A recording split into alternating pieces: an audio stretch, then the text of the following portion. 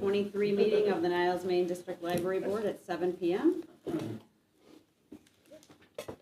All set. Trustee Kadir? Present. Trustee Derblick? Present. Trustee Schoenfeld is absent with prior notice. Treasurer Botello? Present. Secretary Rosansky? Here. Vice President Trunko? Here. And President Keen. Here. Please stand for the pledge. I pledge allegiance to the flag of the United States of America and to the republic for which it stands, one nation, under God, indivisible, with liberty and justice for all.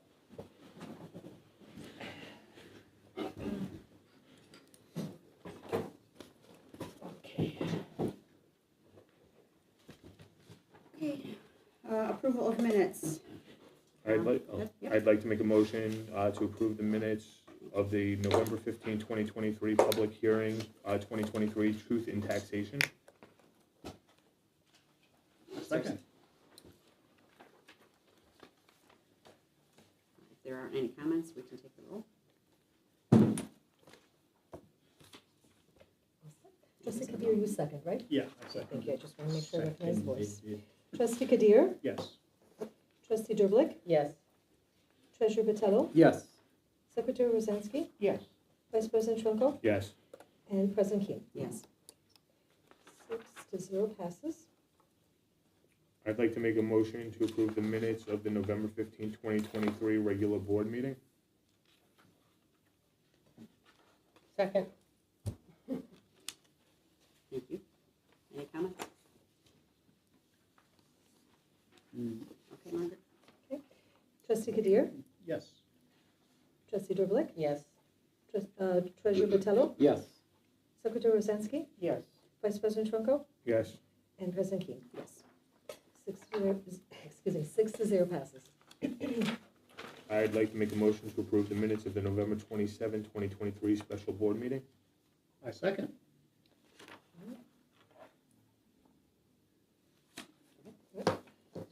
And Trustee Kadir?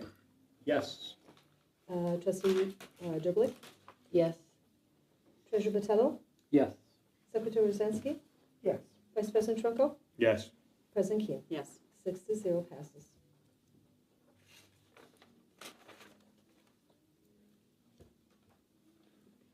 I have two public comments that were submitted for reading. Excuse me, what did you say? I have two public Okay, comments. two. I'm sorry, I didn't hear the two. That's okay. The first one is from Elliot Osherman. Good evening, board. These are my comments tonight by Elliot Osherman. I would deliver them myself were I not in the other meeting room enjoying a holiday performance by Elaine Dane.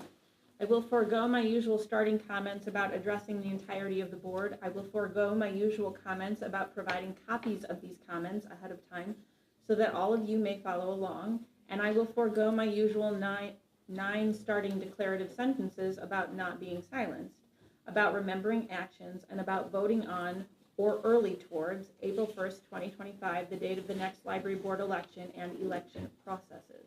Instead, I will make three brief comments and observations. The first, congratulations to the board for choosing a new administrator for daily operations. Welcome, Valerie. The second, I have in the past explained the difference between stupidity and ignorance. I will not take the time tonight to repeat those differences. It is a library's responsibility to engage, inform, enrich, and educate. Doing those four items will reduce a patron's ignorance and hopefully subsequently reduce the effects of that person's stupidity. I hope to take the time during the next set of public comments to repeat and clarify those definitions and explain how and why they apply to this community. And the third, a reminder to the library community that the term of service for several of those elected in prior years and prior elections ends on April 1st, 2025. There should be an opportunity to vote prior to that exact date. I urge the members of our community to express their pleasure with candidates they feel have been doing a good job and express their displeasure with any candidates that they feel have not. Thank you for your time and attention. I hope to be back on this floor by about 8:15 or 8:30. Elliot Osherman. Thank you. The second comment is from Joe Makula. The Niles Main Library Board needs to be aware of these facts that demonstrate that BEC Ltd. Was never legally engaged by the library business manager and Board of Trustees in the previous contract they had with Niles Main Library. Also, they can't be re-engaged if their original engagement was illegal as per 75 ILCS 16/40-45. Specifically, there was no advertisement published for a bid of services above $25,000 in a regular published newspaper with adequate circulation in the area as required by law. If this current roof consultation is going to be $25,000 or more, then it must be advertised in a regularly circulated newspaper with adequate circulation in this area before any bidder can be considered. Failure to do so will put this project into jeopardy and cause legal problems for the current board. BEC Ltd. And 2 other consultants were contacted by Greg Pritz, the library business manager. One soon dropped out because Greg Pritz changed the specifications for work. On August 19, 2020, the Niles Library Board voted to award this $50,000 plus contract to BEC. The only public notice of this contract was on the main page of the Niles Library website, which is a rotating page. There is no way that this satisfies the requirements of 75 ILCS 16/40-45. Also, the website said bidding opened on July 14, 2020 and closed on July 24, 2020. BEC sent a letter to Greg Pritz dated July 28, 2020, stating at your request we have prepared a proposal designed according to your July 14, 2020 email request. This letter indicates that they have not submitted a bid as of the closing date for bids, making their bid void on this basis alone. It also possibly indicates some type of collusion was going on between Greg Pritz and BEC Ltd. The Niles Main Library Board needs to examine the contents of Greg Pritz's emails from that period to clearly understand what was going on. It is clear that Niles Main Library cannot re-engage BEC Ltd. At this time and must properly put this work out to bid if they want to continue on with this roof project. Considering the questionable circumstances, any action involving the roof needs to be put on hold at this time. Signed, Joe Mokula. Thank you. Over here. Yes, so Dennis, is this a proper time to address that, or should we wait till? Sure, I can address the comments. The way I understand BEC is it's an engineering firm. It's doing engineering work on behalf of the library, so the Library District Act doesn't apply to that type of service. The Local Government Professional Service Selection Act applies to that type for engineers and architects and surveyors too. So that's the process that you would follow, not the Library District Act. So you don't go out to bid for those types of professional services. Okay. There's no need to go through that process that's outlined in that particular act if you've had a prior relationship with the company. So if you have a prior relationship with this particular engineering firm and you're happy with them, you can just hire them. Or if the job is less than $40,000 that you're gonna pay them, that's exempt as well. So, Less than Either 40, or, not not. 25 like it was said in the letter. correct. The letter is just inaccurate about what the law is with respect to the engineering portion of that. To the extent that there's construction work that's gonna be done, that's different than the professional services. So the construction, so what was stated in the letter does apply to the construction work, but not to the engineering and design work Correct. ahead of the actual Correct. Thank you. replacement. It's like hiring a construction manager for a construction Or an job. architect to design the, Correct. okay. So That's- it's, you don't have to bid that. So my understanding is it's professional services, not construction work that we're talking about. That's why ILCS does not apply. And Kadir just said the opposite. So what is, the bid for We- BEC is for professional services. That's why it does not apply. Correct. To ILCS. Correct. But To the Library District Act. ILCS Okay. that's Is the statutes. statute, basically. So are we talking about ILCS or something else? We're talking about the difference between the Library District Act and the bidding requirements under the Library District Act. Which is And not ILCS. It is. Okay, It's- thank you. It is, but so is the Local Government Professional Selection Act.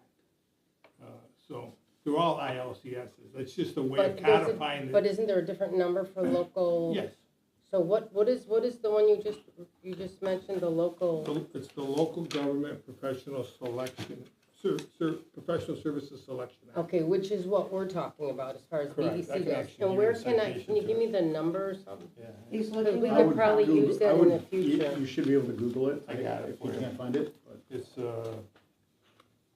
50 ILCS Okay, 510. okay. Thank So you. that That'll pertains, explain the process of when you hire sure. an architect or an engineer that you have. And the dollar amount as well, like we were just talking about 25,000 is what ILCS. So you don't have to do anything if what you're paying is $40,000 or less. Okay, That act comes into effect in two situations. One, it's more than $40,000, and two, you don't have a prior relationship with an architect that you want. and rather than or, Pardon? and you don't have a prior relationship. Correct. That's what he oh, said. it's an Yeah. and? Yes. So if you have a prior relationship or it's less than 40,000, you're saying that the act Under doesn't apply. either one of those scenarios. Either one, okay. What justifies a prior relationship? So in this situation, there was a process that was starting, but we never actually completed the work with them from this because of the fact of multiple reasons, let's just say. So by having that relationship that we were going to do the roof project, is that justifiable under this law? Or is it the fact that we need to have had completed a project like this before with them? Have we ever paid them for Yes. anything? Yes. Yes, we have. There's a relationship. right Thank there. you. That's enough. And then the second part is, we originally did go out, we already did have a contract with them back in 2020, but now we're in 2023, almost 2024. Irrelevant. Time doesn't matter.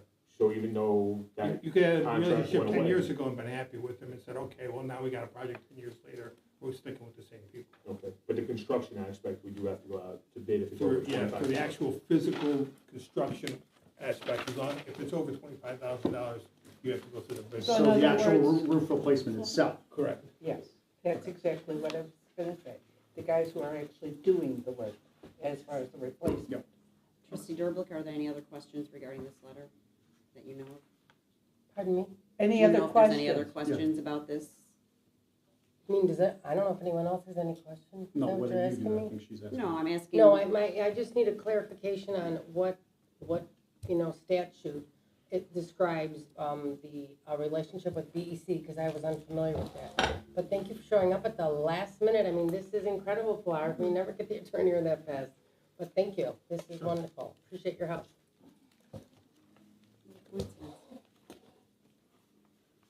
And that's all the public comments, That right? is all. Thank you. Just 2 letters. I'm surprised. I'd like to make a motion that the Niles Main District Library Board of Trustees appoint Valerie Marshall to act as a full-time administrator of the district's daily operations at a starting compensation of $120,000 effective January 8th, 2024. I I'd second. like to amend the motion. Yeah, I'd like to amend the spelling of her name to be corrected. Well, no, actually, if I can read what I want to amend and see Okay. if you There agree. needs to be a second to the motion before there's a motion to amend it. I Yeah. amend it. I mean, I second it. Okay. I'm hearing her Okay, amend now I it. can That's amend- in my mind. Okay, Well- and what I think it should say is, I amend the motion that the Niles Main District Library Board of Trustees appoint Valerie Marshall as the executive director, the full-time administrator of the district library's daily operations at a starting compensation of $120,000 effective January 8th, 2024. So you're saying executive director and full-time administrator. Yeah, which is the full-time administrator, comma, the full-time administrator. But she is an executive To act as director, executive director, comma, the full-time. full-time administrator of the district library. Okay, yeah, Okay. I second the Okay, amended, thank you.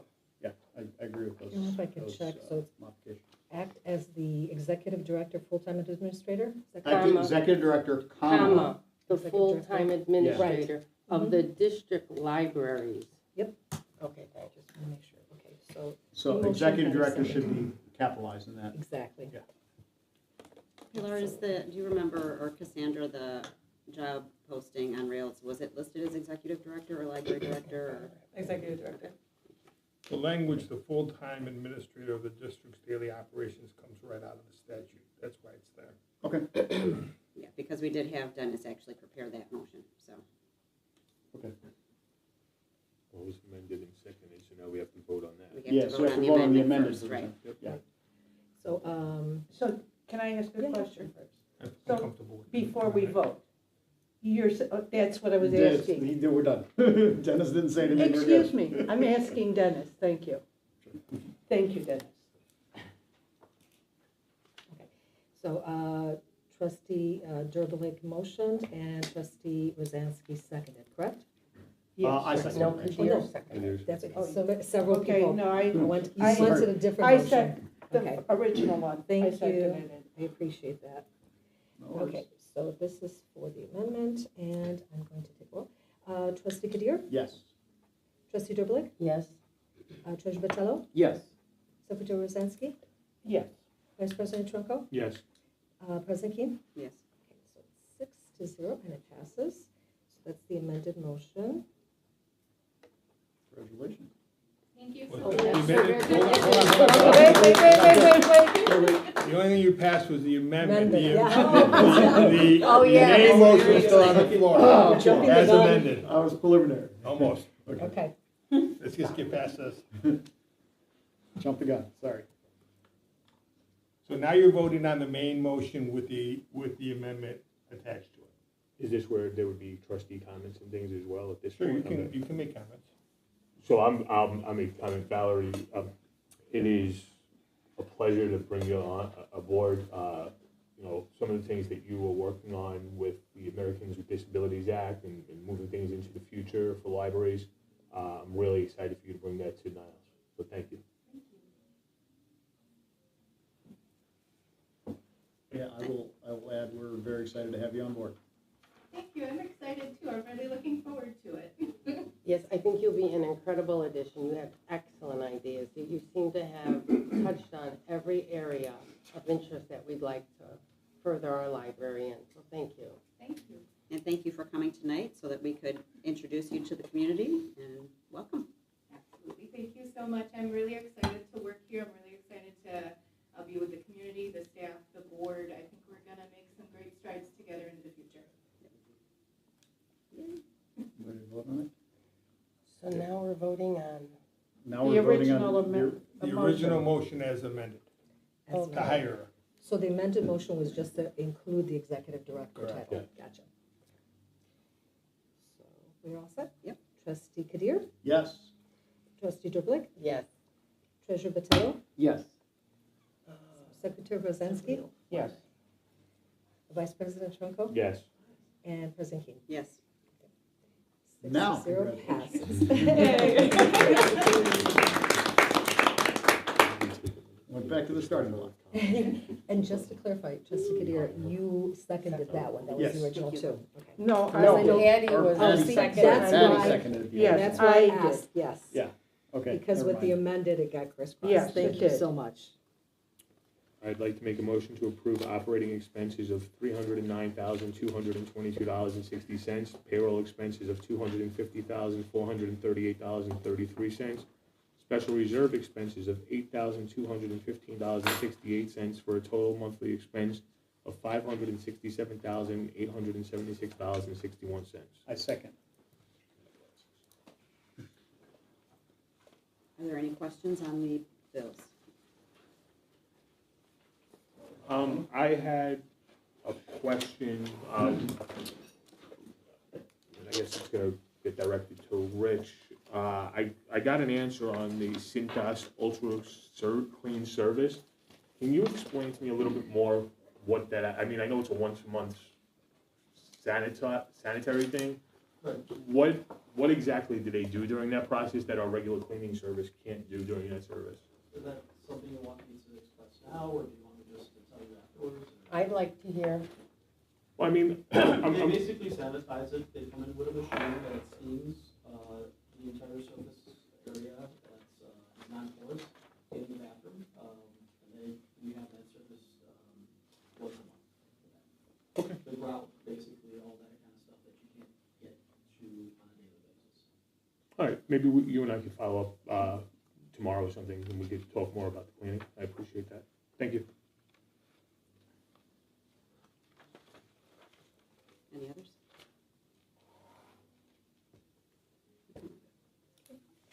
Trustee Kadir, Yes. Trustee Derblick, Yes. Treasurer Battillo, Yes. Secretary Rosansky, Yes. Vice President Trunko, Yes. President Keen. Yes. 6-0 passes.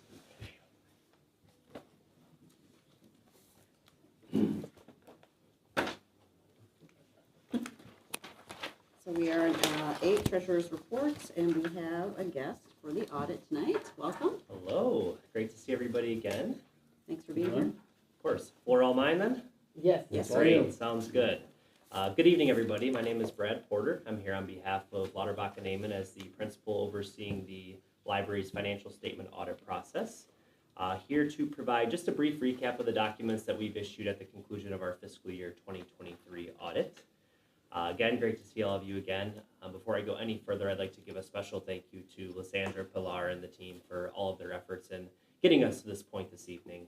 An audit is definitely no easy feat, and I know our team has really enjoyed the line of communication that we've had throughout the entirety of our audit process. Now, there are 3 pieces of required communication that we issue at the conclusion of each audit, 2 of which are probably in front of you tonight. I'll actually start with this 3rd piece of communication, no need to pull that up. In accordance with Statement on Auditing Standard number 114, we are required to state whether or not we had any disagreements or difficulties with management during our audit process. And I'm happy to report that in that 2-page letter, you will find no such disagreements or difficulties noted.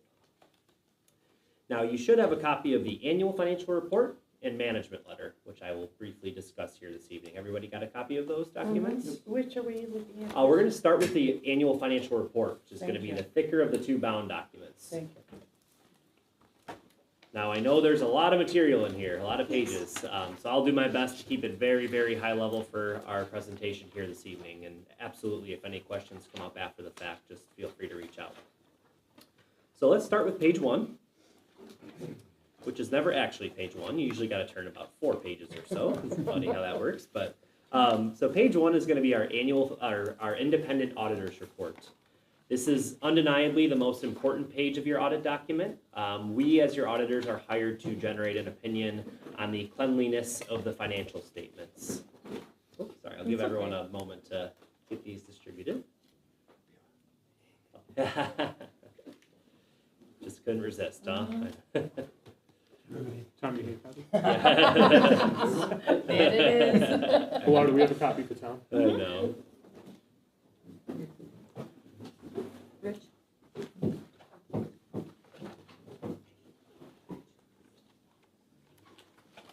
Yeah, the other ones are just a couple pages.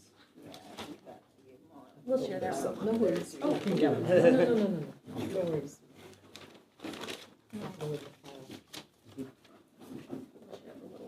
Just some light reading. Go ahead. Everybody got a copy? All right, excellent. So on page 1, as I had mentioned, this is what we call our independent auditor's report. And our duty as your auditors is to generate an opinion on the financial statements that are provided to us. So I am happy to report for the fiscal year ended June 30th, 2023, we've issued what is known as an unmodified opinion.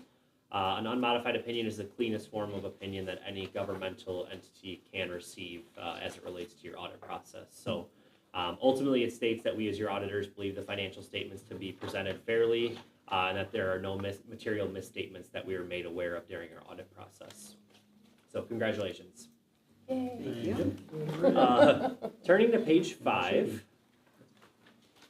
I tend to point out this section because it does a really good job of kind of summarizing the fiscal year in words, which sometimes are a little bit easier to understand than the financial statements. So this is going to be what we call our management's discussion and analysis section. I would highly encourage you as a board to spend most of your time and energy on this set of 5 or 6 pages or so, and you'll walk away with kind of a bird's eye view of fiscal year 23. It'll have some comparative information with the previous fiscal year, and I think it's going to really help to solidify your understanding of the fiscal year. Please turn with me to page 19.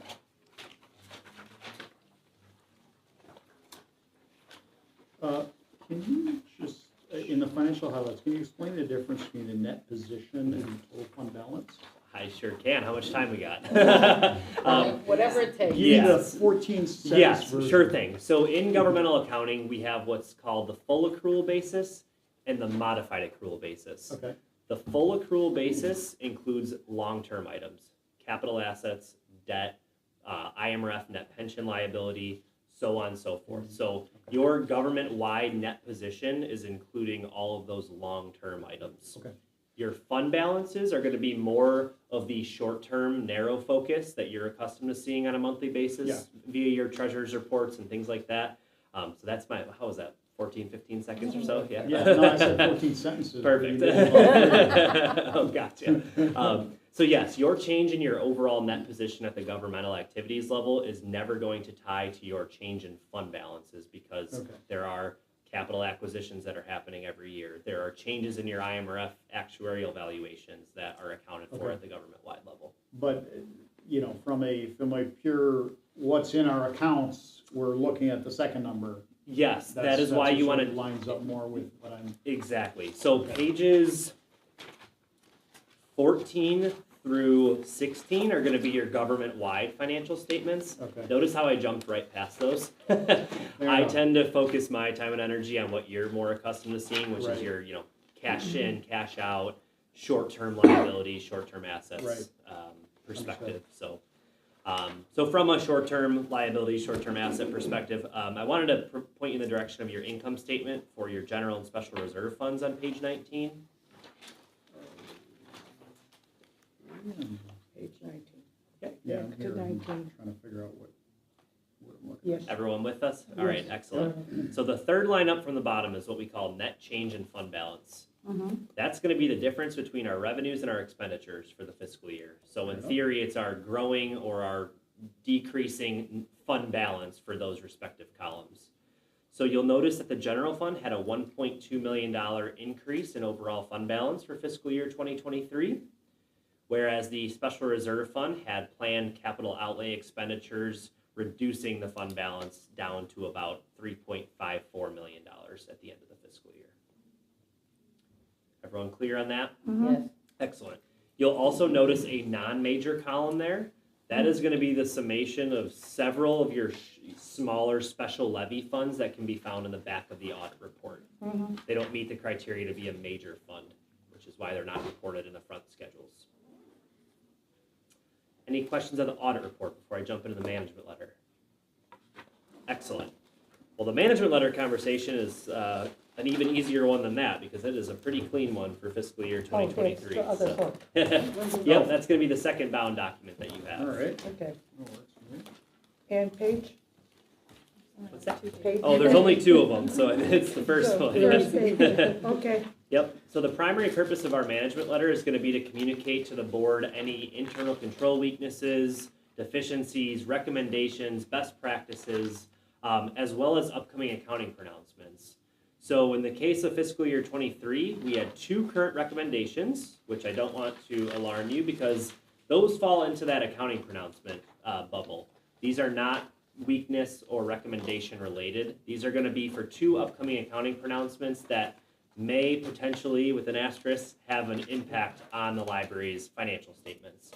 These are things that, as the governmental experts, we will have training opportunities out there, webinars for our staff to attend. Can I seek a clarification? Sure. May have an impact on the financial accounting, not on the financial health or in the financial. Exactly. Yep.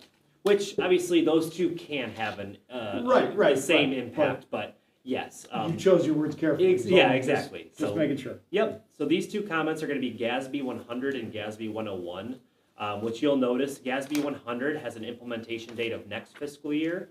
This is only going to be applicable if we have any significant errors or things to correct next year. So again, you're very likely not going to have any GASB 100 impacts for next fiscal year. GASB 101 is with regards to accumulated sick and vacation hours for employees and how that liability is calculated. Again, this is a fiscal year 25 issue, so nothing to worry about in the short term, and we will, by then, maybe GASB will have some implementation guidance available for us as auditors on how we're going to help you implement that standard. So, we also had two prior recommendations that were in this letter, which was with regards to GASB 96. That is for subscription-based IT agreements. We had done a thorough review of those long-term contracts that the library had and determined there were no significant contracts that were in need of GASB 96 implementation. So you'll notice that there's a status paragraph in each of those comments. We clearly stated that this comment is not going to be repeated in the future and that the library had no material, SEBITAs for short. The second comment was, again, a prior recommendation. This is not for fiscal year 2023. We had our general and social security funds in the previous fiscal year exceed our working budget, our internal working budgets. Not the case this year, which is great. So you'll notice again in the status paragraph, we indicate that the comment has been implemented and will not be repeated in the future unless we overspend our budget in those funds again. So that's my 10-minute spiel. I'm happy to field any questions, comments, concerns. Otherwise, I thank you for your time and Thank you. Thank you. Thank happy you. holidays. Thank Of you. course. Thank you. Yeah. Great to see you again. Great to see you. Thank you. Take care, everybody. Thank you. Here, bye now. So you guys are in Naperville? Yeah. Cool. Yeah, Grew up in I Naperville. just heard that. I live in Naperville too, so I'm like. Very, very close. Which part of River Road? We're right on River Road. That's where our But office where, is. which? Ogden and River. Wow, it's Yeah. like a mile from where I Yeah. live. There you go. Stop by sometimes. I All drive right, past take it a lot. Thanks, Fred. Thank you. Roberta, do you have any other things? You do. There are Just- some other things, right, for the treasurer's report? Right. So I do have the financial report. As of November 30th, beginning balance on October 31st was $13,006,363. Revenue, property taxes was $277,019. Grants, $7,500.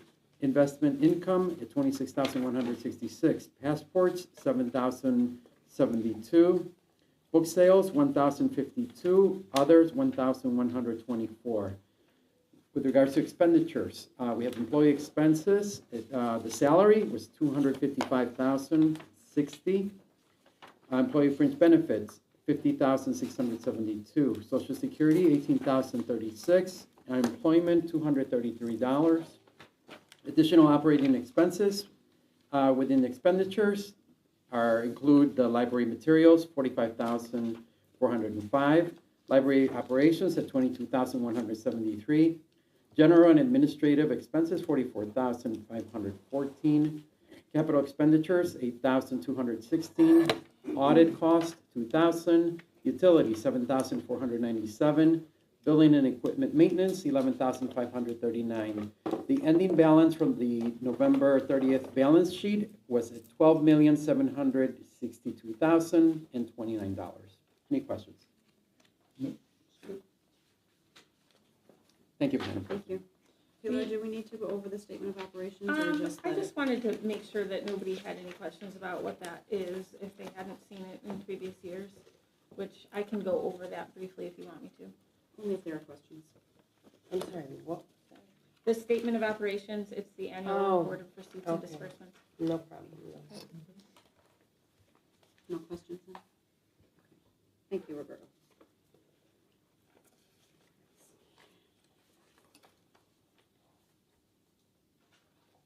Okay, number 9, executive director's Oh, thank you. report. So I appreciate your patience as we had to forego the normal, lovely, organized highlights reports document with the loss of Sasha this month. So, for the foreseeable future, we're gonna have the supervisors submit their highlights individually. It's still the same information, it's just not as beautiful to look at, Mhm. so No, just apologies. comment. Yeah. Just for Valerie's benefit, Sasha was the head of marketing, so he left recently. Aside from that, I'm happy to take questions. There's nothing I want to add to what's in there. Okay. Thank you. We can all just look through and see if there's any questions or comments. Any update from Alan Pennington? I did not hear back. I mean, he responded to my inquiry for an update and said he would be happy to give an update and that he believed he would have it before today. He did not get it to me before today. But I will not wait until your next meeting. As soon as I get one, I'll send it out. Thank you. Thank you.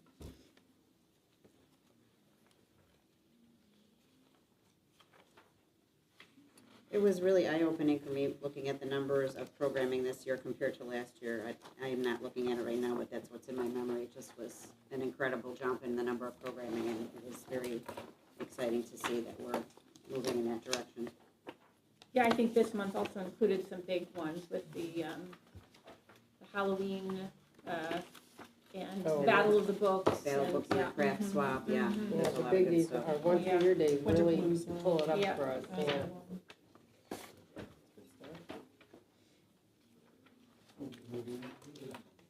Anyone else? Anything? Okay. I don't think there's a secretary's report, is there? Secretary Rosansky, there's nothing for you? Okay. Not to my knowledge. All right, new business? I'd like to make a motion to approve the proposed updated format to the library's book recycling program. Second? You're seconding it? Okay, just verifying, Yeah. otherwise I will. Any questions? Mhm. Would you like to say something? No? If there's, if Oh, there's only if any there's questions, okay. I had a question. Yes. It's a great idea. I'm just trying to get a further understanding of, to arrange the book recycler to have a large drop-off bin in the parking lot. That's the company that comes out now, whenever. Correct. Do we receive a payment from him, or do we have to pay him? It's just he shows up and gets whatever we have. It's a wash. They pick up for free and we give the materials. There's no charge, there's no Okay. payment. And this is something that he'd be interested in doing a couple times a year, is that? Yeah, there's more than one, option for doing that. Oh, okay, all Yeah, right. there's I think different- it's a great idea. Yeah, there's different vendors who will do that. I did have one concern. You did mention, although we're going to implement this change, that residents will still be feeding their drop-offs through the return, those automatic returns. So that's how you get a lot of this too? There's a fair amount that comes in. Oh. People just don't, they just put their donations in there. They don't, this is a problem with every library. So Okay. we're already vetting those materials for them, and we'll continue to do that because there's nothing else you can do about that. Okay, so, no, I agree, because I think it's a great idea. You're gonna come up with a total amount, and that'll cease the drop-offs. I thought, oh, that'll stop everyone, and then I read the next line where you said they're sticking them through there. Okay. That's, they've always done that. Oh, I didn't know that. Okay, no, I think it's a great idea. Thank you for coming up with that. Is there any way that we could take the materials, since there's an excess, and donate them to local schools, if there's anything that fits into schools, so that we can give back to the community, especially the underprivileged areas? We already, do, source out, books to the Learning Resource Center in the north end of the district. So those are, youth books that, Judy books that are removed, and they're repurposed there. So we do a lot of that already. It's very difficult right now to, unload used books. There's less and less people who are taking it. There's a problem with audiovisual. This is a library worldwide problem. It's very difficult to recycle materials, and it's getting harder and harder.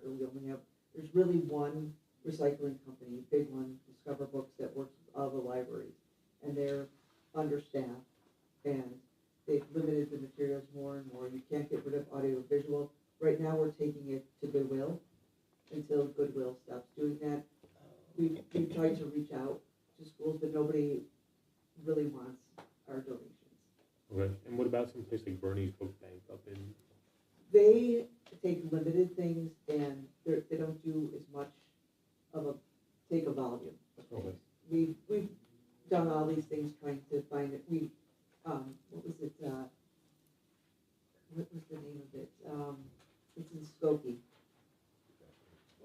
No, not Half Price Books. Scarce?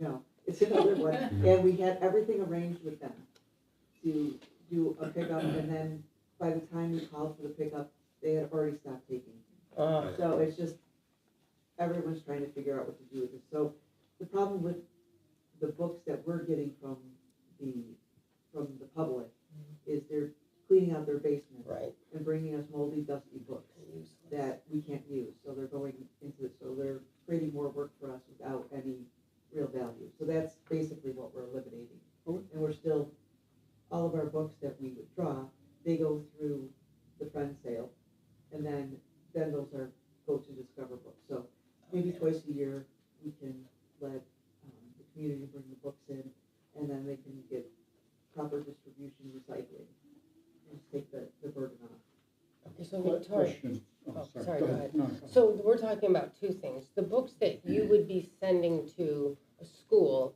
are the books off our shelves. Correct. But everything coming from the community is gonna go right out to this recycler, correct? For the Yes, most part. If the books are in good condition, we put them into our sale and let them go through the same process as the books that come off our shelf. But the percentage of books that we get donated that go into are like less than 5%. I agree. Yeah. I was confronted with a huge donation. So I went to look at it, oh my gosh, these books, they weren't in a cellar, they were in a library that was never opened. Everything was falling apart, and they wanted to bring them here. I said, you know what, you better call the library first. Yeah, it was, so I know what you're saying, but I just want to make sure, so our books off our shelves, there is still a purpose, Absolutely. hopefully. Okay, thank you for that clarification. So my question, Victoria, is, has this accelerated with Digit? I mean, I've been here a long time, so today, is this like a steady flow, or are we It's talking? it's pretty consistent. I wouldn't say there's been a huge ebb and flow with digitization, but there was a lot bigger influx during COVID because people were home cleaning out things. But it's pretty consistent, and But like, say, compared to 10 years ago or something like that. it's about the same. Maybe a little bit more, but it hasn't like grown exponentially. But this is a good move, because it'll prevent you from having to deal with all those items that have no value. Great idea. Thank you. And it will keep you guys from inhaling all that. It's terrible. It's giving me 2 asthma attacks alone. I believe That it. stuff, it's just, Yeah, it is bad. Well, it sounds like a good solution for everybody. thank you. Margaret, go ahead and take the roll, please. Okay, so let's see. Trustee Kadir, Yes. trustee Derblick, Yes, treasurer Vitello, Yes. secretary Rosansky, Yes. vice president Trento, Yes. president King, Yes. 6-0 passes. I'd like to make a motion to review the roof condition assessment from BEC and approve the selected options. Second.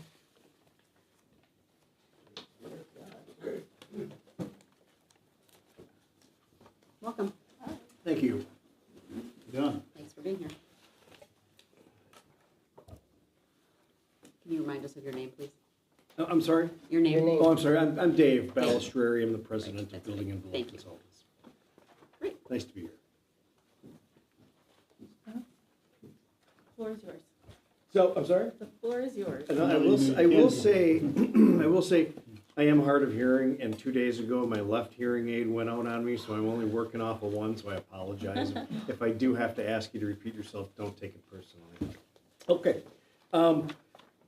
Where we left off 3 years ago, essentially 3 years ago, once the design for the roof replacement was completed, is essentially a snapshot in time, okay? I walked the roof recently with Richard to determine whether or not, or just to verify, that the conditions of the roof, at least above the surface of the membrane, remained essentially the same, so that we didn't have to make any significant changes to the existing design. And that is what we confirmed was the case. There are some minor modifications to what we had originally drawn up that Richard is requesting, including the addition of a new curb for a new rooftop unit that is in the future, adding a exterior staircase from one roof area to another, and then abandoning another roof curb. Actually, tonight he just mentioned to me that one of the fourth items that is listed in the most recent report that I submitted to the board is no longer a concern. So The only item of concern in terms of a design fee possibly would be the staircase, which we're working on right now. We're just trying to determine, we're gonna have to come out, just make sure the location of it is structurally feasible to put that staircase on the roof. That's really what it comes down to. So, so really looking at it, the only real question, well, there's two questions. One is did anything change in terms of the moisture content of the roof assembly? And does that matter? Because the direction that the board was going the previous time was to replace the entire roof. So the concern was, we're replacing it, we're gonna get this roof under a new 25-year warranty, I think is what our target was, and be done with it, and just know that we have the building under a good condition roof. I guess my question to you is that still the direction that you want to go? That's an important question to ask. I guess that's really the first topic of conversation I think we need to have. Okay, I have a question maybe that would kind of lend itself to your question. What is the current condition of our roof that we're considering an entire tear off? Well, a few years ago, it wasn't all that bad. One option was to address the seams, to address the wet insulation and just cut that out. And then, push a roof replacement further down the line. And that's mentioned in the report, it's mentioned in the update. The next level would be to do the same, except don't treat the seams, just cut out the wet insulation, add insulation to bring it to the current energy code, and then put a new roof covering over the top of that, without removing everything to the roof deck. Now, Okay, I was just gonna say, if we do that, those options, we have no guarantee. Or what? well, For the roof. you sort of do. With the refurbishing part of it, no, you don't really have a guarantee. With the additional insulation and a new roof membrane, you can get a guarantee to the materials that were newly installed, but not the materials that remain on the roof. Okay, And then the third option, obviously, is tearing it all the way down to the roof deck, and then everything is under the same guarantee for the same period of time. So what, if you were to compare the better and best option, tear out, put a new membrane on, and leave some materials versus rip everything out, where in a typical building of this age, what is done in a project like this?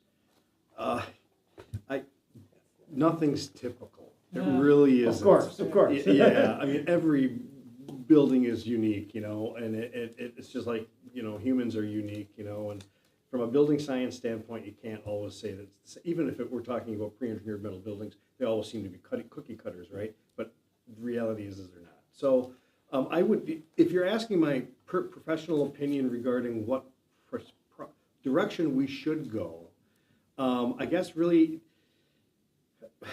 my ultimate answer would be, if budgets allow, replace the roof. If budgets don't allow, I think that the better option is a good option.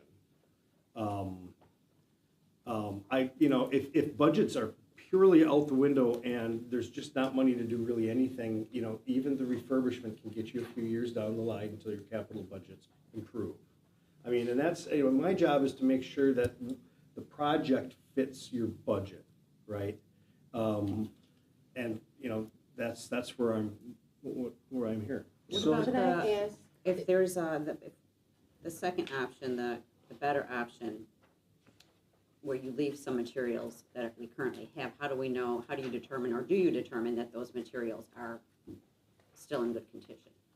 Well, that's just, I'm sorry, if the question was, are we still thinking that everything is the same 3 years later? Well, not everything, because if we do the second option, right, you're gonna be taking off the top layer and putting a new, what the word is for it? Membrane. Membrane, thank you. Yeah. But not the materials underneath that. How do we know that those materials are still okay?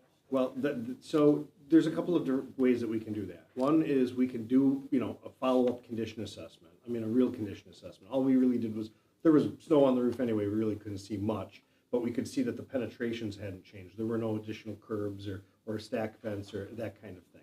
That's the primary thing that we were looking for. But to your point, the things that, so we're not removing the membrane. It's not actually not what we would be doing. We would be slicing the existing membrane in place to allow any water vapor or the ability of the roof to breathe through the new insulation in the assembly, right? So that's one thing that would need, the membrane itself would stay in place. The areas that we identified wet insulation would be cut out.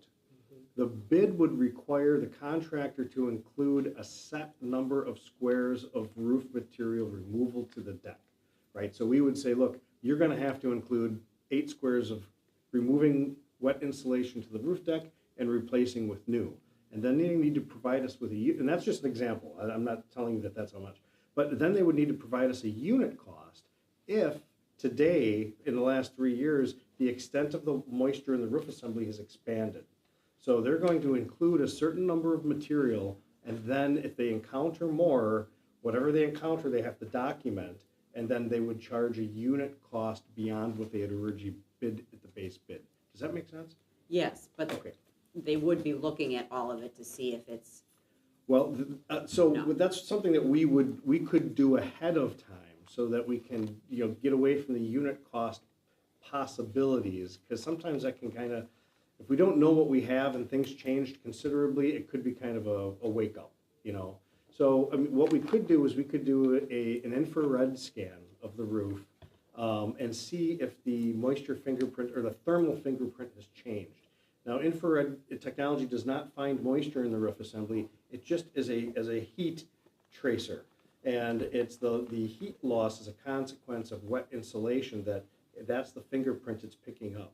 So that's the assumption, and that's why we do cores in the roof to benchmark and verify what we're finding. So we would have to probably do one core after doing a moisture scan of the entire roof. We would use a drone to do that. We've already checked the FAA rules to find out if the location is drone compatible, and it is, to 400 feet. So that would be plenty. So that's something that if you do like a good or a better level, I highly recommend that we do not only another walk-around condition assessment, but a moisture scan using not nuclear this time, but a drone. Because the nuclear assessment, we've already identified the key areas. With the drone, we can build off of that for a lot less expense. So let me ask another question. Sure. If we were to go with the better option, typically, how long is that going to stall full replacement? I mean, if we can get the manufacturer of the roof assembly, which does happen, to offer a 25-year warranty for the materials that are put in place new over existing materials, then it's almost like replacing the roof. It's almost like replacing the roof. But the big question is if. Well, yeah, right, exactly. My other I have a question if you're done, sir. Sure. My question is, do you have listed when those, because we have multiple roofing sections, when they have been redone?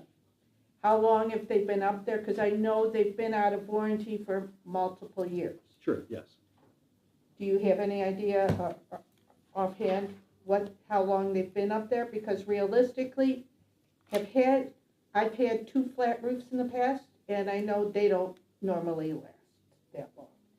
And realistically, we've had leakage, and that is one of the reasons why I'm for getting it totally replaced, because I know they've made a lot of advances, and this way we're also under warranty. Sure. And that brings a certain amount of ability to sleep at night when you know that, Yes. that's the case. So, and I'm sorry, the question was?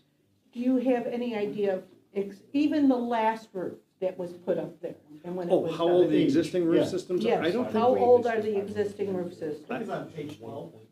Do we have that information? Yeah, that would have been provided by the library, actually. So that's page 12, Rich? So. Yeah, page 11 is documented, and 12 is not. Well, Thank it's in between page 11 and 12, it's a roof area, and it says the roof area is, roof. Okay, it's so already okay, now I see, because there's 2 page numbers. So it's anywhere between 21 and 23 years old, Okay, depending on the roof area. thank you. So, Rich, I'm gonna ask you a question if I can, and I'm trying to go off memory here. Me too. When we did our budget, we did 500,000 for this year, 500,000 for next year, I correct? think it's 700, So, what? 700, as I recall. No, it was 500 each year. So we planned for $1 million. So the one thing that I just want to put out to the board is this is, the best option is now 1.2, which is So- 2. If I just might, Sure. we planned for 1 million based on current factors, but we've only budgeted for the work to be done up through June 30th. So we haven't gone to budget the second part, so it's not really in stone at 500,000, it's open-ended. Well, what we had said in the budget was 500,000 this year, 500,000 Right, next but- year, because it would take us through the spring and into But the summer. the budget only is up till June 30th, so it doesn't We can, state anything we can. past that. I'm It not- was I'm already, not- it's just, when we were building the budget, when we were projecting future projects, capital projects, year 2, so the next project, next year, the projected was $500,000 to finish the road. Correct. At that time, but it Okay. wasn't budgeted yet. It will be in March. Okay, So So- if we go out to bid. Yeah. And we get the winning bid, and we see what it is, then we can adjust the budget for next year to make sure that we accommodate it out of the, savings account that we have, which is the special reserve, capital building fund. And all we right, so, do have so then, enough in there. I'm not done.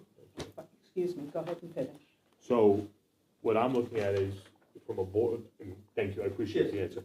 So from our aspect as a board, we had looked at doing this as $1 million project. This is now doing the best is now 1.2 with a plus or minus of 10%, which could Yeah. potentially go up to $1.32 million. Right. So we're looking at potentially another $320,000. Right. And I understand it hasn't been budgeted yet, that still has to come from somewhere, and that still has to come out of the pockets of the library. If you're telling us that the better option, I don't think anybody's looking at the good option, I think that's safe to say. But I think if we're looking at the better option and we could get a 25-year guarantee from the manufacturer on that, I mean, that's it. You're coming in Yeah. potentially under budget. Can I confuse the picture even more? Please Yes, do. please. So, Fire away.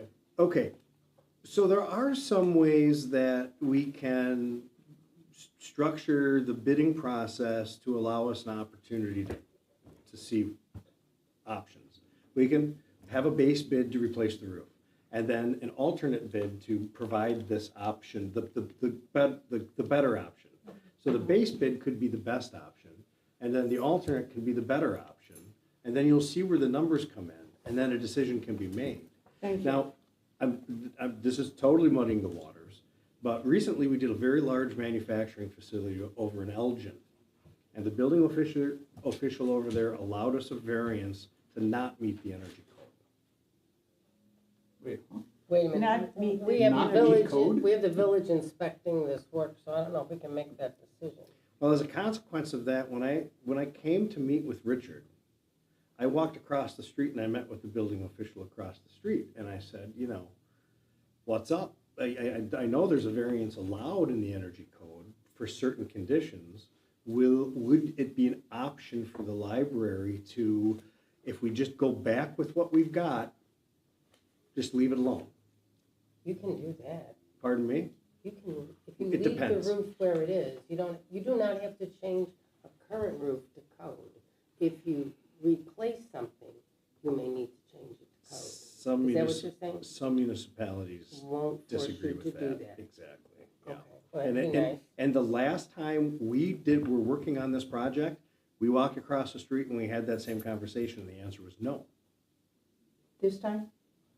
This time, the answer is, sure, let's be reasonable. I almost fell out of my shoes, Okay. Okay. But you know what? What does the, I'm Can sorry, go ahead and In ask your regards to question. that comment, Mhm. the insulation in our roof is really holding up. I mean, we're not freezing.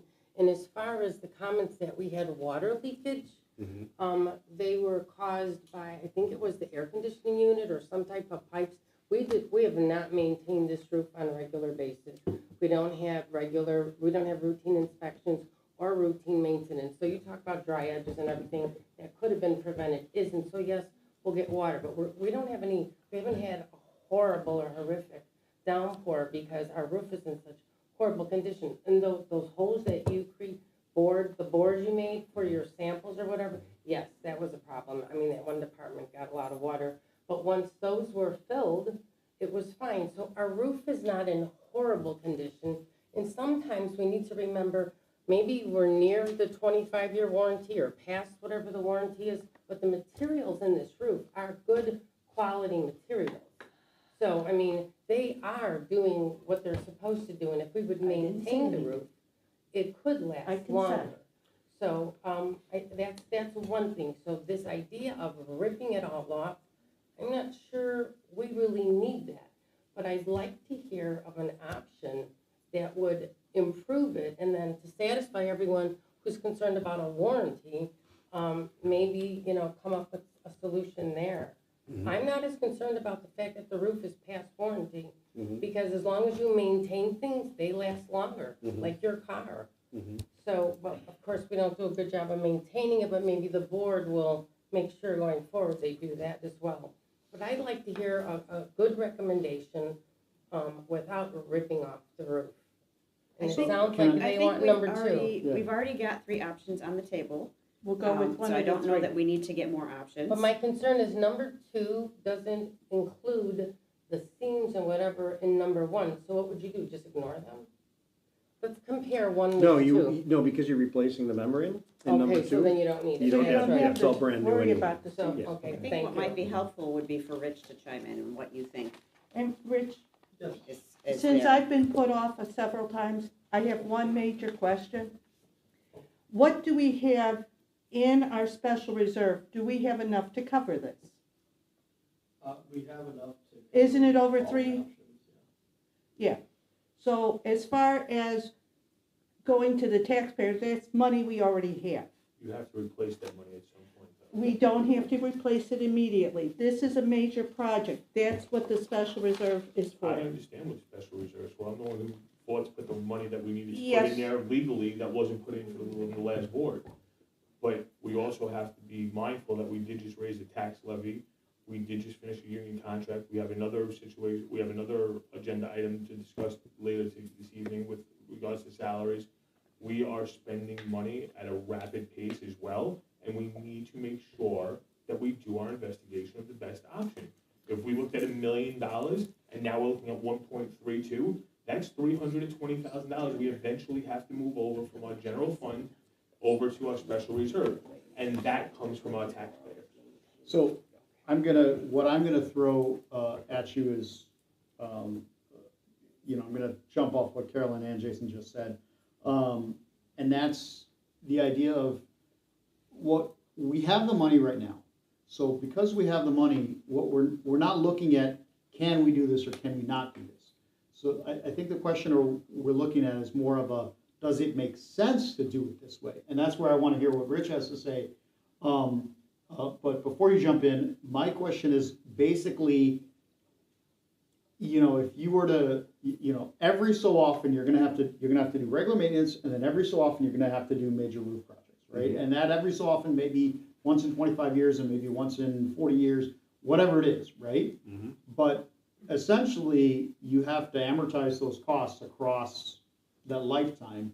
And so if we were to do the better option now, and it buys us another 25 years, I think that's pretty no-brainer. But if it were to be apples to apples and that would buy us another 25 years, then there would be no reason to even consider the best option. So my understanding from you is that, we could push for a longer warranty, but it's gonna be better if we go with the best option. Well, I mean, also consider the fact that you are then increasing your insulation and the R value in the roof, which will have an effect on your long-term energy costs.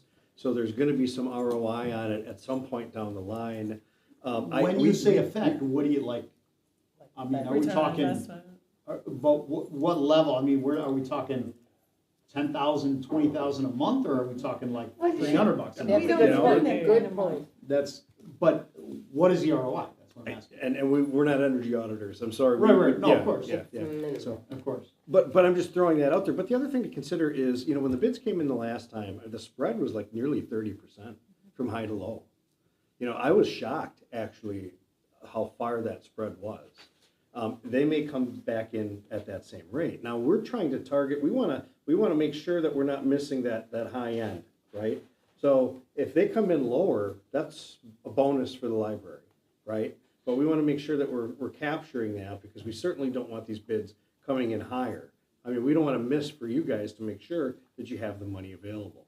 So, I mean, one option is, you know, bid it. You know, and see where the dollars come in, and then make that decision. I personally think that's our best option, Yeah. get, for the two top ones. So, Get the so bid bids. the better and the best is what you're Yes. saying. Yeah, I agree with that. Let's bid them both, Have you and let's see seen- what that differential is. Has, in your experience, is making such a massive alternate, does that dissuade bidders from bidding because you're adding twice as much work to to the bid process itself? Because that's a really big alternate.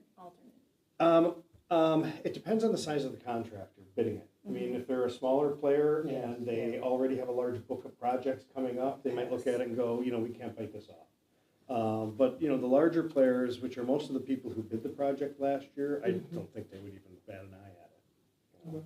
They would bat an eye if it was a little job.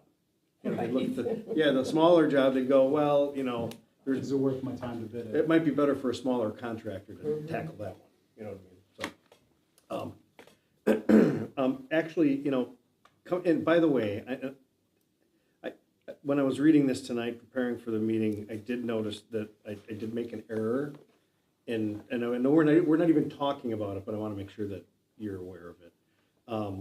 The elevator shaft isn't included in our estimate for the good level component. I don't think we're even. I know we're not, but I Yeah. wanted to just But make sure that. Were Yeah, we, do that. Rich, were we having issues still Oh, yeah. with the elevator shaft? Okay. The elevator shaft is one of the areas where there's a bunch of wet Yeah, insulation. I remember that from before. This is, again, just for the public and for people who might not know, this is an abandoned elevator that was abandoned in 1996. It's not operational, it has nothing to do with the operation of the elevator. And I remember from last time, like, because I was here, and I remember that we priced to possibly eliminate the shaft on the roof. Right, and that's part of the. And better- that is, okay. Yeah. Because So I it is. remember Okay, thank you. that was one of the big deals we had, whether we should get rid of the shaft entirely, and that eliminates the issues we were having because of it, Right, and since it's not in use anyway. And just to, I'll answer your question, I'll get back to it, but just to I'm finish sorry. up this thought, part of what we've asked as an addition or a change to what we originally looked for, Mhm. we have found that one of the newer boilers back from 2012, the flute is compromised, and it is leaking, and it needs to be replaced. And since we're lowering the elevator shaft, the top of it is also providing the chimney structure for 3 flutes. I remember that, So Oh, we my. have to address it anyway, because we're lowering it. yeah. So replacement of the damaged flute Uh-huh. is essential, and it should be coordinated through this contract. Right. The roofer as a subcontract for HVAC to take care of that. So, Okay. To give you my opinion, being here, looking through and going through the construction of this building, you know, back from the 90s, and even in the mid-80s, I'll tell you that, you know, the 2012 additional boilers that we bought, they're high efficiency. Instead of a 4 million, they're 2 million BTUs. Mhm. And over the 12 years, I think we have a total under 100 high hours between the two of them, meaning that they both were running at the highest capacity. So most of the heating is mid to low. You know, we didn't do an energy audit. We didn't get a company to come here and, you know, spend how many tens of thousands to do that. But I think building was created in 1996, seems to be holding up well. I don't know that we're bleeding heat or cold air. When we got the newer chiller in 2019, we found that the new chiller is running 30 to 50% of its capacity. Typically about 30. On the highest days, it's 50. It'll jump up to meet demand because we don't run it 24/7. Chiller meaning AC unit. The Yes. AC, Okay. the cooling, right? It's water-based. It's actually above us. And so if we were bleeding a lot of cooling, a lot of cold air, hot air, then we would see those new pieces of equipment going to, the 80 or 90 percentile, but they're not. So I would say that if it's possible to get a variance, and it's gonna help us move the project, and get a warranty, 25-year warranty or 30-year warranty, then we should do that. But at the same time, I don't see an issue with asking for a bid to go out there to give us the options, as in to give you, 7 people, the options to see what this will be, right? What I don't know is if we would want to build in that, get that variance approved, so that we bid with The variance. or we bid without the variance and then have to, because getting more insulation will also cause some slight issues. Such as? One of the cost issues is the fact that all the facade that you have, it's copper. It's a part of the design element back from the original library that was matched in the 1996 and 1985 editions. That all has to get removed and scrapped. We'll get some money for it, but then we have to either buy new copper or we were looking at structural It would be steel. It would be a Steel. pre-finished steel. that would kind of match what the aged copper, that greenish or brown, right now it's brown, eventually we'll get green, the existing if we keep it. Because that has to be higher, because the edge is gonna be, of insulation is gonna be several inches higher, so it has to match. Some, like a door that we have one roof door, and that would have to be trimmed in order to be able to open the door out onto the roof.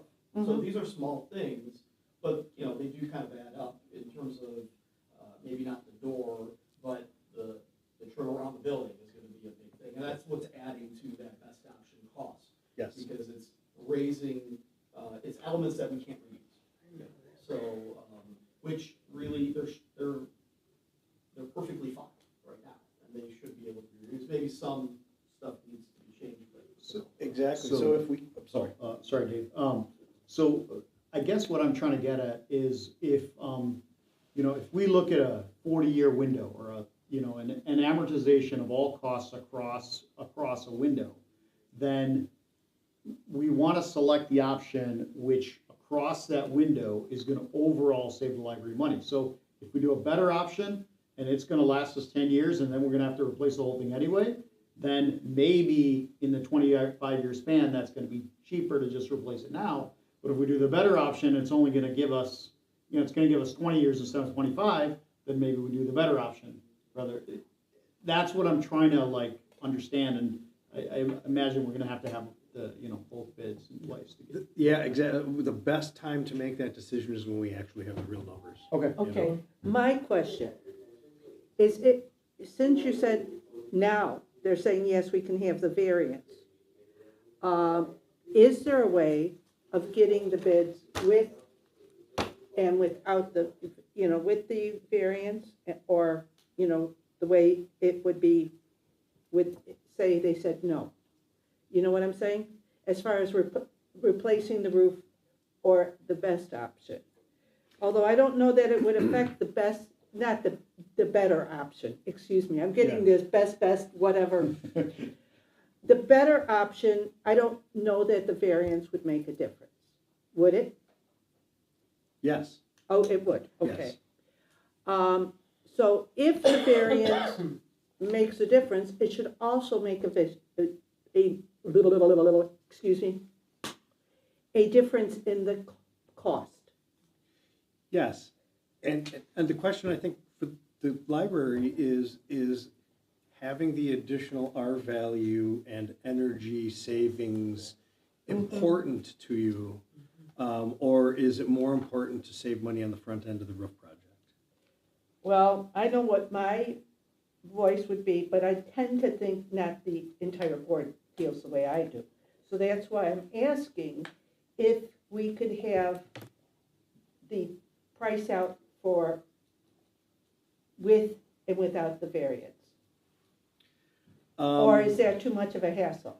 It becomes complicated, and the contractors, when there's too many options, they start to, Back off. yeah, it's almost better really Okay. nobody likes to do this. I mean, as a consultant, I don't like to have to rebid a project. I mean, a few years down the line, that's no big deal. But, I mean, to bid it and then have to have it rebid, is almost better than to ask a contractor to figure it 5 or 6 different ways. You know what I mean? Okay, I was gonna say, if we go with we don't need to worry about, because they'll let us skip the variance, would it save us enough to just get our bids that way? Yeah, my recommendation in terms of bidding this thing, because the community is allowing that, is bid a best. Bid a best with the variance. I can't imagine these guys are gonna backtrack. You know what I mean? Incorporate that. I would make sure that we get something in writing saying that we could, because they've already flipped once on you.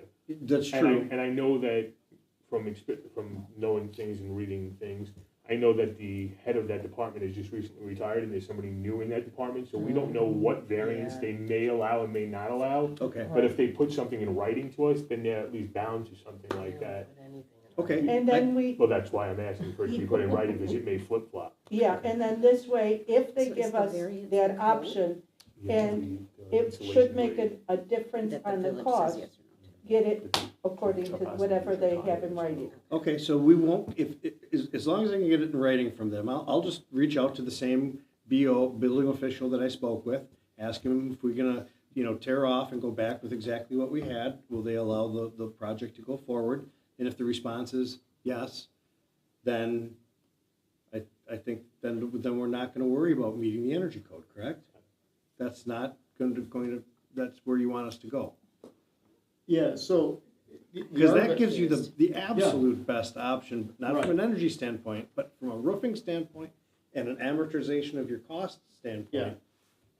Your So goal. energy, it's obviously a good thing to reduce energy usage, but there's a how much too, right? I mean, Exactly. Rich is saying that, I'm very pro, reducing energy costs, but if we're gonna reduce our energy costs by 5% for a cost of $1 million, is that really worth it? Right. Or if we're gonna reduce our energy costs by 50%, now, that's a huge reduction that we may say, okay, even if it's not dollar for dollar mapping, that's a big deal, the library's becoming greener, these are all good things. Yep. But again, it's gonna depend on what that number actually tells us. And I mean, and again, this isn't an energy audit here or anything, Right. but, the code is 30, R30. One of your roof areas already hits 29, Okay. okay? One of your roof areas is at 6.5. Okay. It's huge difference. Whose office is over there? So it goes, that's over by the garage. Oh, Yeah. oh. And then you're at 14, and then you're at 12, and then 17.5, and then 26.5. What does R value correspond to in That's the terms of- resistance to heat loss. Yes. So, I don't understand, I need to back up for a second. Okay, so I understand the difference between the better and the best options. Yep. And the variance is where I'm getting confused. So the Yes. variance is what the village is telling us we have is to meet. required for a code? No. No, the variance is saying you don't have to meet the current energy code. But how much do they want us to meet? What level? What you have now. So that would be on 28? Well, that would be on one roof. All those numbers. Yeah, exactly. Yeah. Yeah, but realistically, my view on this, Uh-huh. which again, I'm only one board member, is they should all be equal as far as their R value. Not keep one at 6 and one at 28. They should be closer at the same value. One of the ways to consider or to think about R value importance is what's underneath it. What is the space underneath the That's area? right. Is it really kind of a non-heated garage space, for example, right? Or is it a data center area of your building? You know, So basically, I think what Dave is saying, if I'm getting it correct, is that R value doesn't necessarily correspond to energy costs, right? So from a purely are we wasting energy, it may or may not be the case, even if the R value is lower. Technically, I heard it differently. Okay. Technically, I heard it that we don't have to heat and air condition the garage. So what's the point of putting a higher R value? Because we don't have to heat and air condition it. Right. We're not losing the energy. Right. Am I correct in that assumption? That's what I was saying. Well, it didn't sound like that to Okay. me. yes, but it does actually have an effect on energy costs, because the greater resistance to heat loss, the less often your equipment is really running. You know. Right, no, understood. Yeah. I guess what I'm saying is, if it's a marginal, in terms of the actual energy costs, if that energy costs the difference is marginal, then the significance is less than if that difference is substantial. And what is marginal versus substantial? I think we're just taking a guess, to be honest. And here's the other problem too. If you start modulating the amount of insulation you're going to put here and over there, then we're violating the terms of the keep it the same to get the variance, and then we may as well just go all out on every single roof area. Okay. You know what I mean? That's a good point. Yeah. That's a good point. That's a good point. But none of the options we're talking about are, but it is, so like, am I understanding that the better option is not bringing us up? It's not bringing us up to code. It's neither a better or a good it's just an option. It becomes an option that the board has to decide for the library if the energy code is a requirement for the library. We're a library, we're supposed to be forging ahead in this kind of thing. It kind of goes against the grain of what I have a feeling is like a core belief of the library, right? To not be a green space, or to not be doing what's best for the environment. Two quick more comments. One thing to look at, and this is something that Richards, I know, does all the time, is look at energy efficiencies on the mechanical side. Your actual heating and cooling equipment becoming more efficient and saving money that way. However, if you're going to do something to the building envelope to cause your energy footprint to be diminished, the number one place to put it is in the roof, as opposed to the walls or foundation. Yes, So. because heat rises. I wanted to ask, Rich, would you remind me again, you said that the current equipment we have downstairs is running at a 30 to 50% capacity? Did I understand that correctly? And the fact of the matter is, once it goes under 60 degrees, a boiler turns on, and it will run until such time that 60 degrees, we go higher. So, like right now, it's gonna run until probably, at least through March, and it's just continually gonna run. But that running, doesn't mean that we're losing it. You're losing it at a high rate, our heat through the existing roof that we have, or the walls or the windows. Mm-hmm. Right, because what I'm trying to make sense for myself is what Amir was saying, which is basically, are we wasteful now? Are we going to be less wasteful if we get this additional insulation or not? What would be the difference? Because it really goes back to what David was saying. Where are these deficiencies, right? So if we're looking at the garage is maintained at a completely different temperature than the rest of the building. Right. So with this that area here doesn't have exposed roof. It has a drop ceiling. So there's a level of heat not hitting the roof deck Yes. as required. So, It's a yeah, so, I mean, that's what you have to look insulation at, you know, barrier. are the areas, and how big are they? You know, if we're talking about not one roof, we're talking about a whole bunch of roofs. And, you know, if there's a roof that's 3,000 square feet, and it happens to be 14, but it's an area where, you know, there's a covered, a drop ceiling, well, then really, how much more energy are we gonna save?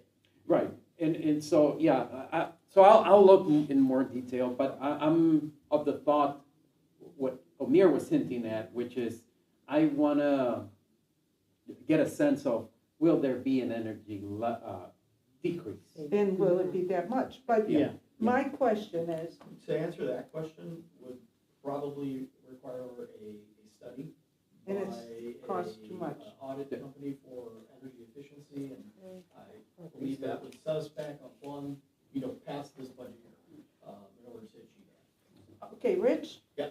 My friend, my question here is, how much of our ceiling is drop? Is majority of it drop, except maybe in the garage? There's two areas that, have exposed, well, three. There's material services in the back. Mm-hmm. There's the second floor, AV nonfiction, the tip of the roof, the arch, part, and, the two sides of the arch in the youth area as you walk past the rainbow, the arch. Mm-hmm. Because there's a HVAC, center, we call it the boat, where it has lights and. Yeah. But the eaves of that are exposed. So that's the ceiling you see is the roof, you know. So, you know, a smaller area than, you know, the total, I think it's maybe 30%. Okay, but so the majority of it has that extra Right. air, which does make an insulation. Okay, thank you for that. And the most insulation on your roof is located where your deck is exposed. That's where the thickest portion of roof Meaning insulation. over what area would that be, Rich? Is that youth? Where the wood deck is exposed, right? Yeah, down here, Yeah. So that's youth services? that's youth services. Okay, so we wouldn't have to worry as much about that. The least area is the Okay. garage, of course, because it's a garage. Yeah, It's not cooled, it is heated, but mhm. it's not cooled, and it's not heated to the same degree as here. You know, there's one unit that it'll run off the water that's being supplied through the boilers. You know. And I think is the roof area over the second floor? No, that's more. I think it's roof area 3 where the gable line is, Yeah, I think that's, where the elevator shaft is. right, Yeah. over there. Yeah. And half of that is actually all mechanical. So it's not as necessary to have it Right, as so insulated. of that, which is the smallest R value, what was the number you had said, because I don't want to. Six. There was a 6. Six, right, so half of the square footage of that roof area is mechanical. Okay. You know, the other half is the exposed area. Mm-hmm. So we're, that's why I would say that getting the variance to, you know, allow us to continue and save some money, I don't know that we're gonna necessarily save, you know, tens of thousands of dollars every year by getting 30 everywhere, you know, as I opposed to what it understand. is now, so. And the more I'm hearing about it, that's my opinion, we should go with whatever they will allow, if it's keeping the same. Because what we need to decide tonight is what is it that the board wants to have building envelope consultants bid out. Right. So that we can get everything, all the i's dotted, all the t's crossed, and then we can have, bids come in so that the board can make that decision, to award a contract, so that we can then hit that construction window, in the late spring. Which is cool. Yeah. Go ahead, Omar. Can I muddy up the waters even more? Oh, please. There was a discussion 3 years ago about solar panels. No, And no. And so, hold on. we did the math initially, the math looked favorable, then we redid the math and the math did not look favorable anymore. Is that math still the same? I don't know whether costs have come down or any of that. There was a mistake in the calculations. Yes. That's why we had to Right. abandon solar. And what it means is our energy was bid at 90,000 a year when our energy consumption is 90,000 a month. So I don't think that's changed that No. much. We're Right, still Carol's there. correct. There would, the math was done off of a smaller scale than a year, and Okay. it was assumed it was a year. There was some miscommunication when that was Okay. in place.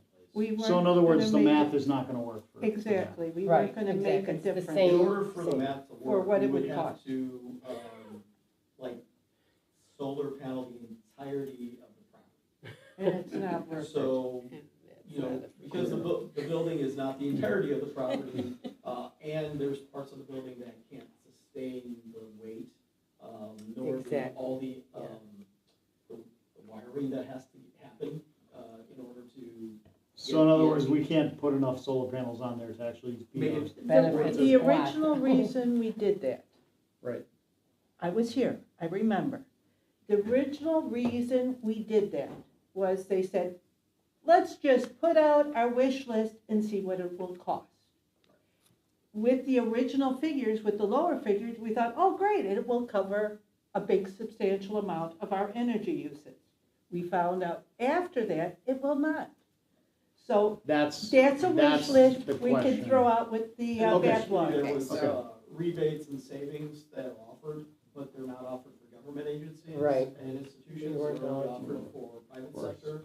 So unfortunately, those savings that would have maybe allowed that project to have a return on investment that wasn't 40, 50 years into the future, you cannot return the investment on the equipment because the lifetime of the equipment is less than that. Those rebates don't apply to us, so that had to get taken out. So Okay. we need to, it sounded like we were talking about doing bidding for two options. Do we Yes, still are wanna we do still that, or there? do we wanna just stick with one? Is No. what we need to decide right now, so. I'm all in favor for bidding both options if Dave thinks will be And- good bids. I am. My question is, at whatever the village will allow, if they will definitely allow us to keep what we have up there as far as our value. But we, like Jason was so smart to mention, we need it in writing because we don't want them to turn around and say, hey, you gotta redo it again. Yeah, yeah. So if we get that in writing, in my opinion, that we should go with that option because it'll be less. And if we decide to still replace the entire roof, Then we we'll have obviously meet code how anyway. much of a warranty, and it will be less cost, to me, that's the best option. I don't know how everybody else feels. So we can agree to approve bidding both options with the variant that we get in writing from the village. When we get the writing, I'm sorry, From so the village. we're looking at better and best, yes, Yes, but with the variance. yes, yes. Excellent. I'm gonna do a vote. yes. I need to make my decision. Oh, Do we need Do we need a a motion, or we It's already had been the motioned. Yeah, it's in here, so motion to Yeah, review so roof we have to condition approve and the approve the selected selected So our option. selected option is two options, right? Mhm. So do we state it in the motion? Well, it's not stated in the motion right now. But we should read Yeah, we it. should. Okay, say that. Well, the problem is, it's not, the motion isn't on the agenda, so if you're gonna take final action, it's supposed to be on the agenda. So I would just give, the consensus is, this is the way they wanna go. And then, once he comes back with that information, then we worry about voting? Correct. Um, You can actually go out, you can vote to go out to bid What's once the you get difference the between information on discuss the and variance and that's. approve then? May I just ask one more question? I'm sorry, I know you wanna No, get this no, done. Okay. No? Better, in my opinion, requires at least a moisture check and another quick visual to make sure that the condition of the roof is the same as it was 3 years ago. And so that we can provide to the contractors our data that says, this is the number of squares you're gonna bid to remove if we don't do best. You know what I mean? Okay, the thing is, you said by doing the aerial thing, you can get it through this drone, right? To Yes. get the information. Yes. And how much is But that? that's a $7,500 kick in the pants. So to in other speak. words, to be able to get bids on better and best, we really need to have the $7,500 assessment. And not for best. It's Best in we the don't detail need to do somewhere. it. It's in here, I read it. To get a bid on better, we need to get the $7,500 assessment. It's It's inherent to the bid. I would encourage it, you're gonna get much cleaner bids. Yeah, that, So then, here's the thing though, even if we wanna go that way, Dennis just said we can't vote on the 7,500 because it's not on our agenda tonight. So you can't vote on it because it's Yeah, not we on the gotta agenda start for the public to see. Keeping motions. So we could didn't agree know that that's that what we this wanna was do, gonna but be we can't unnecessary vote to either. spend that money because it's not on What our you agenda. could A vote do was is supposed if to the be taken. consensus of the board is No, to we have. couldn't take a vote on something we weren't aware of. It's not necessary if you accept unit cost pricing after the bid, if there's a change in the moisture content of the roof. I mean, we could do this and find out, oh, there's no change, then, but if we could do it and find out, it's twice as much moisture in the roof now. Seriously, after 3 years, I would tend to think there's going to be some change. It's gonna change, I guarantee it, yeah. The way to do it, if you want to go in that direction, is to authorize him to move forward in that direction and to ratify the expense at the next board meeting. So All we're right. still gonna have a We're good. motion, we're changing the motion. No, you can't. No, you're can't. not changing. What are we, how are we accomplishing? we're this? authorizing, because. You give a we- direction Can we let to Dennis your go? consultant Yeah, we'll pay him a lot of money to, to be this here. is Let's the let him. direction you want it to go. And then he's gonna incur an expense of $7,500, which the board is presumably okay with, and will ratify that expense at the next meeting. Right, so tonight, we're saying the board authorizes BEC to go out to bid for the better and the best options. With the And- $7,500 drone Information. as needed. And to get the And then bid next month, we ratify according it to if what the we've done village it. is willing to sign on the paper, as Correct. far as the Right. variance. I think that, That is our big one, because if they're willing to sign, that's gonna probably save us quite a bit of money. So that's all we need to say then for that, right? All right. Okay. No vote then? No vote. No No vote, vote. but authorization. Authorization. Sound like a plan? As long as we can That give sounds it a great without a plan. vote, that's No cool. problem. Thank you, Dave. Thank you. You're Thank welcome, you very thank you. much. Thank I you very do have much. one final question, and this might be Sure. for you, sir. How many weeks do you need to advertise the project so that I can kind of figure a schedule? There isn't a legal requirement for it. There isn't? Oh, so it could be just 1 week? Yeah, but I mean, it's a function of, you wanna get enough information to enough bidders where you're gonna get enough bids, Okay. So if you think you're gonna get enough bids in a week, you technically you can do it that way. But realistically, a week might be a little short. I'm sorry. We don't plan on doing that. But there isn't any No, we requirement wanna that get the you have bids to ask as to go out soon to as we bid for can. X amount We of want days. to lock these guys in. What was the question? Carolyn, what's the Make it a long question? time. I asked him, Oh, we can make the work as far out as we really need no, to. asked him when was he going to start the work, because they were talking about getting bids.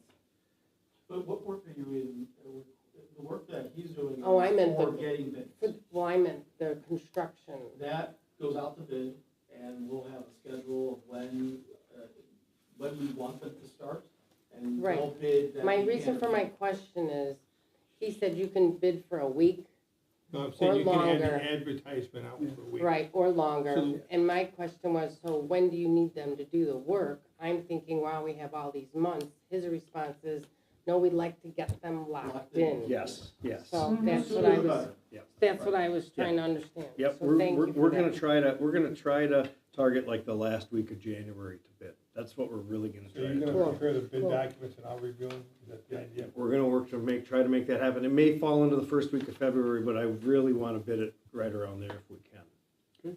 Because, we Holidays. get too far into February and March and these guys are already, Yep, They're yep, already yep. full. Yes, absolutely. Can I make a Okay. motion to Thank you. approve? thank you all. Thank Yes. you. Thank you, Dave. Thank you, Dave. There's nothing to vote. Becky, can I just check? Yes. So if I can put this, I just, sorry, I'm losing my voice.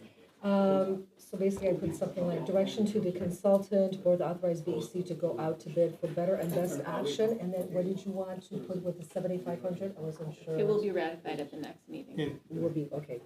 Thank you, That's what I bye. want to know. Thanks, Dave. Thank you. Bye now.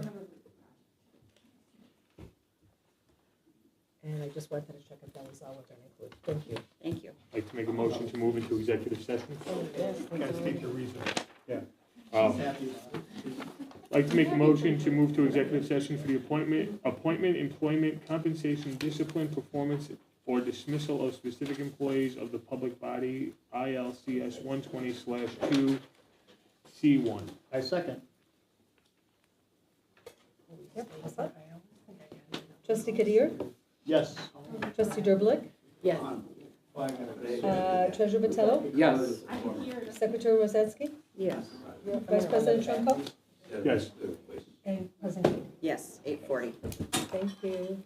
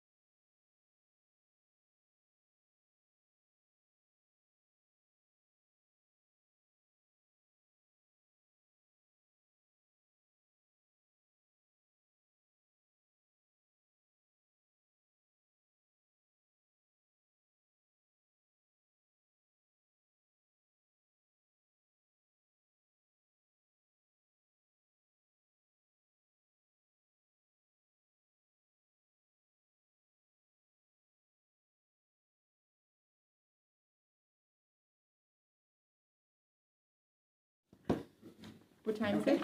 10:22. Roll call. Trustee Kadir, Here. trustee Derblick, Present. trustee Schoenfeld is absent, treasurer Botello is absent, secretary Rosansky, Here. vice president Trunko, Here. president Keen, Present.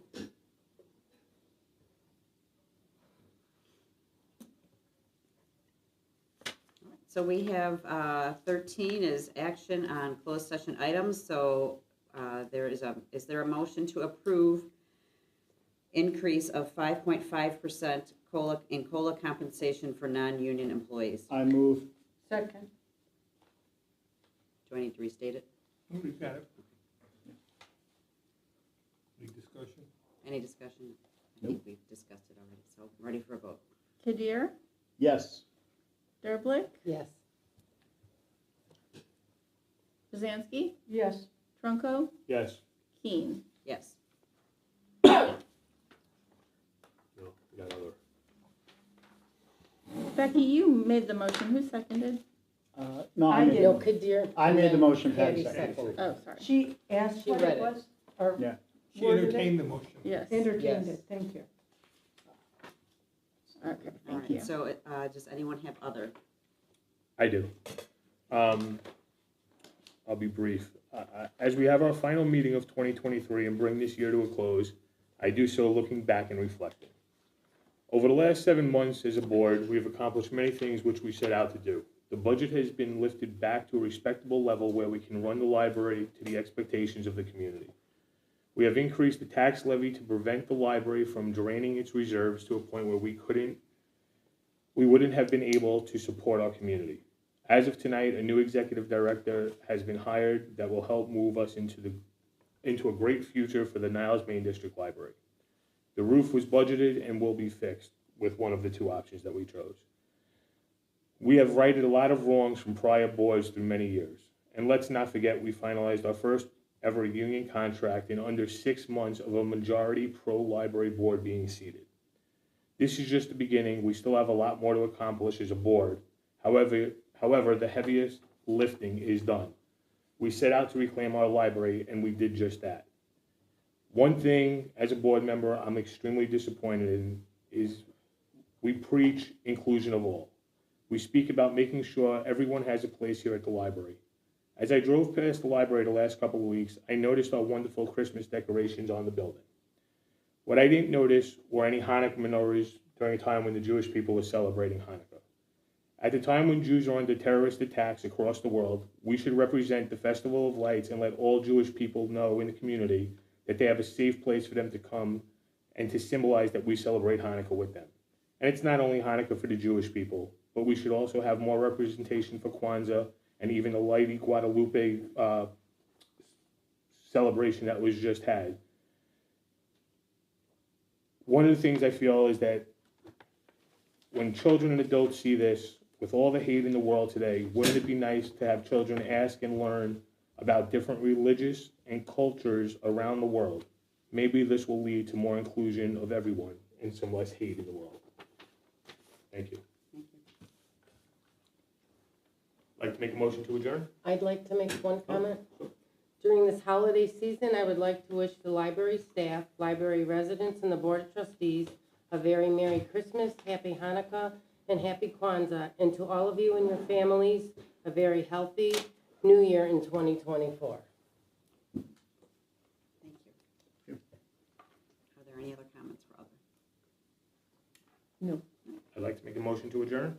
Second.